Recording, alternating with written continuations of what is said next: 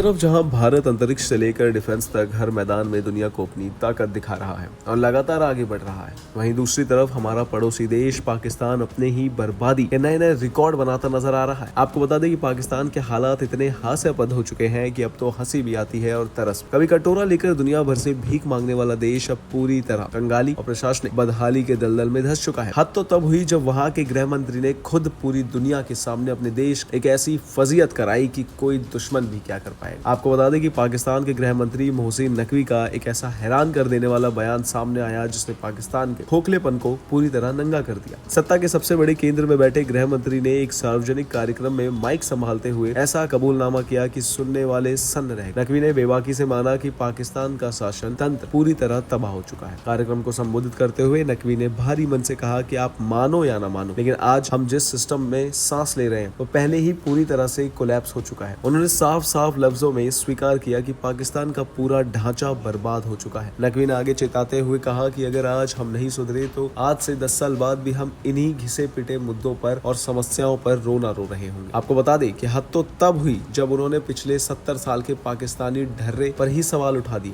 उन्होंने कहा कि हम सब लोकतंत्र की बात तो करते हैं, लेकिन जिस व्यवस्था को हम पिछले 70 सालों से खींच रहे हैं वो हमें कहीं आगे नहीं ले जा सकी। आज भी हम वहीं के वहीं अटके पड़े हैं।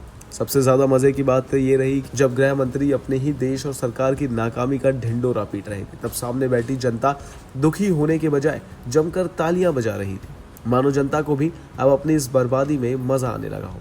आपको बता दें कि आंतरिक सुरक्षा और कानून व्यवस्था की कमान संभालने वाले मंत्री का यह बयान साबित करता है कि पाकिस्तान की प्रशासनिक और संवैधानिक संस्थाएं कितनी बेबस हो चुकी हैं। जो देश भारत को नीचा दिखाने का सपना देखता है, आज उसकी हालत यह है कि उसके अपने मंत्री ही जनता के सामने देश की बर्बादी की कसम खा रहे हैं।